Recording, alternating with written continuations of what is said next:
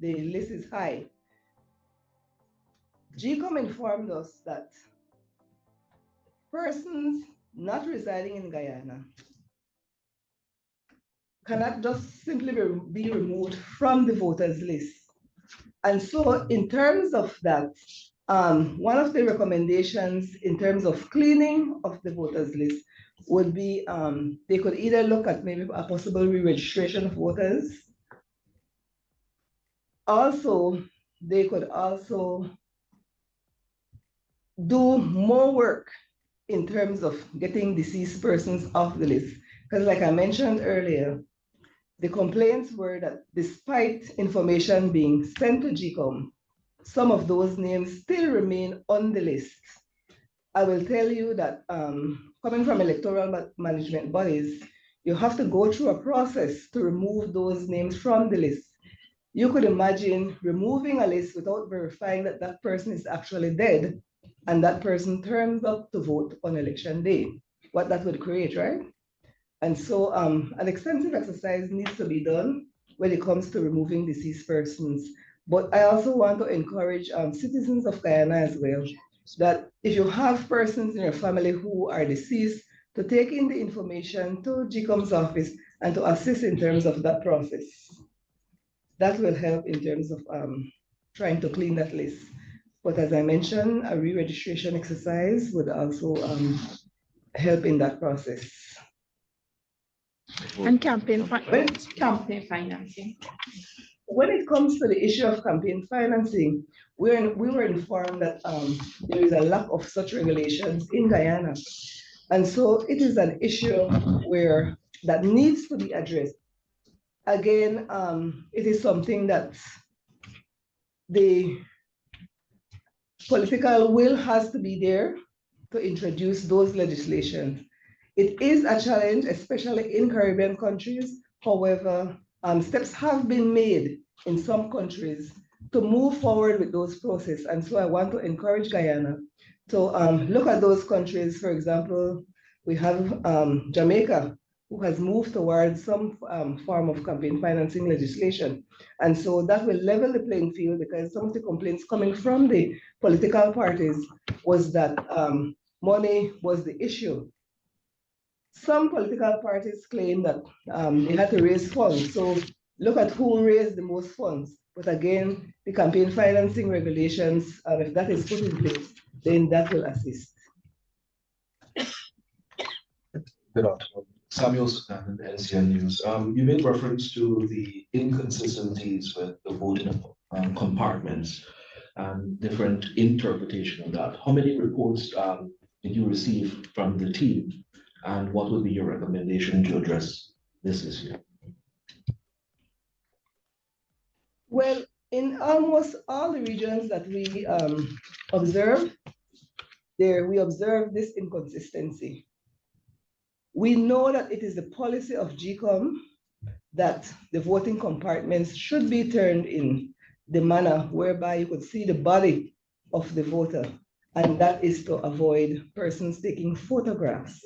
And so it seems as if though there was some miscommunication from some of the poll day workers by not having them consistent in all areas.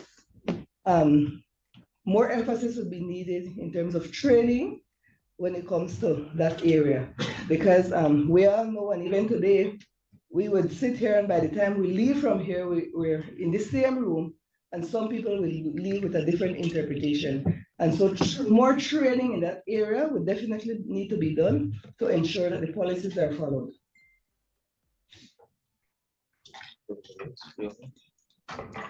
Good afternoon, Tamika Garden, Guyana Times.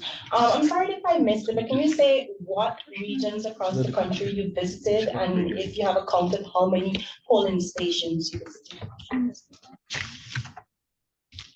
Okay, I mentioned that we visited regions 3, 4, 5, 6, and 10.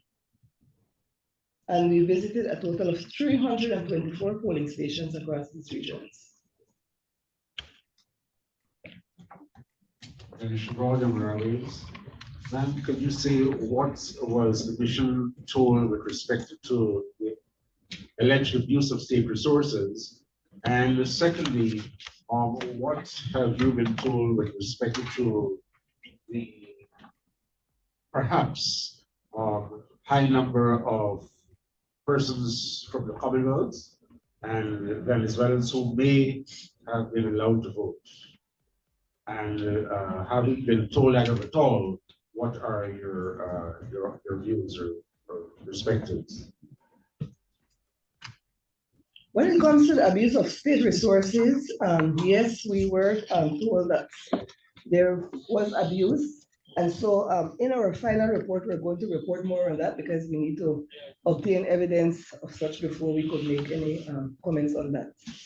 But we were told that persons were using helicopters and other things to campaign, right? But like I said, once we get those documentations, then we'll be able to report on that more in our final.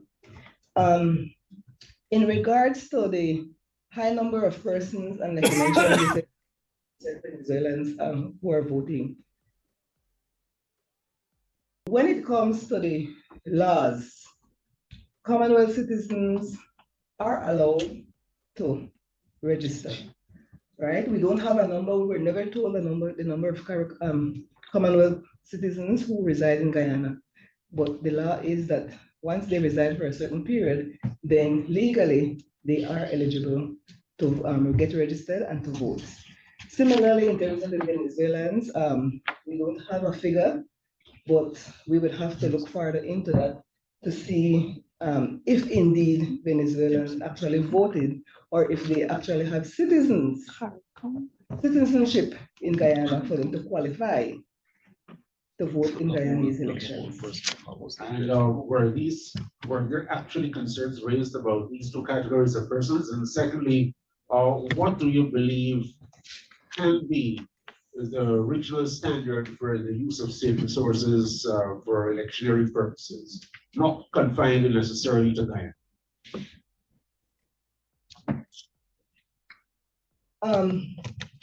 To answer your first question, no.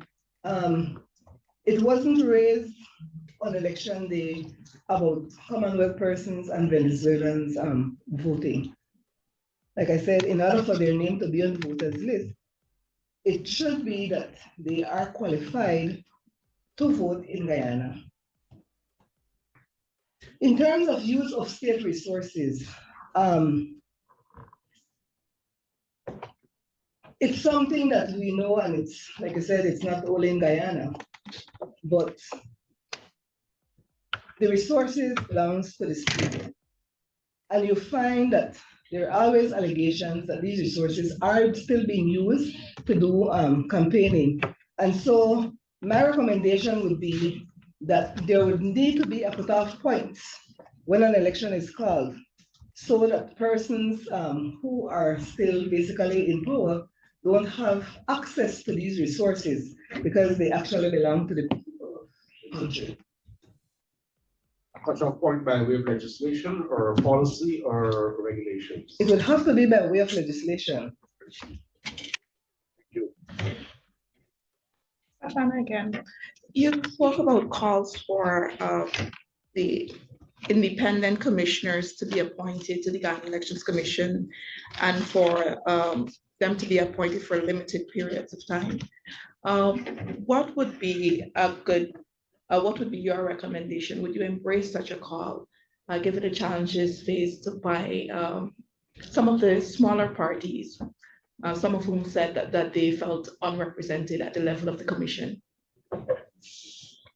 Well, my view on that would be, I'm not certain that when it comes to the commission that it should only be political parties involved.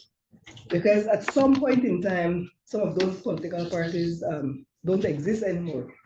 And so you would want to have independent organizations being a part of the commission, because the complaint has always been that when it's basically the two major political parties, then that is where representation stems and the other parties don't really have a voice. And so I don't believe that we should just limit it to political parties appointing persons to be on a commission. In a lot of the other regions, the time limit would be about 5 years, which normally would be like a term of government. What I would recommend that you don't use the number of years for any government, so that whenever a government changes, you still have some persons on those commissions who can carry the work forward, because it should not be about a government. It should be about the interests of the country. How soon the election observer mission would submit its final report, and would the mission be staying right through until the results are declared, the national results are declared? Unfortunately, based on our mandate, we leave the country tomorrow, and hence the reason we need to have this press conference today, even though we know tabulation is still ongoing. It's not to say that we won't be continuously following up. So to answer your question, we actually leave tomorrow.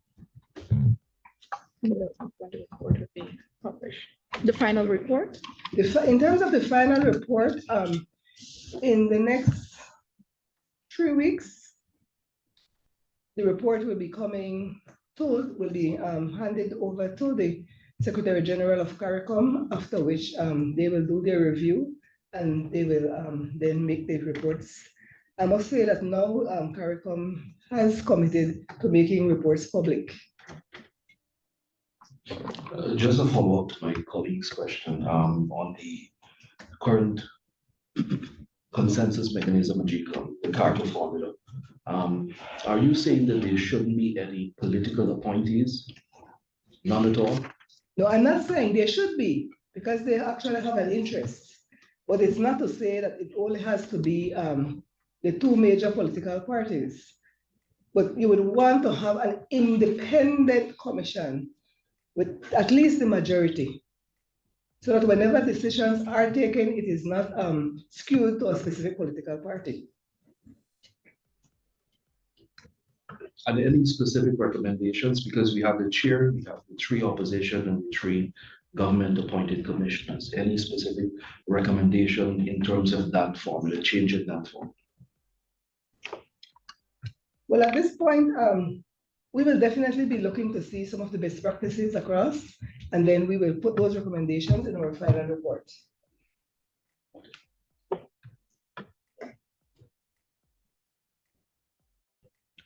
I'm not seeing any questions online, so if there are no further questions, Madam Chief, if you have any closing statements, you may make it now, or we can end the press conference.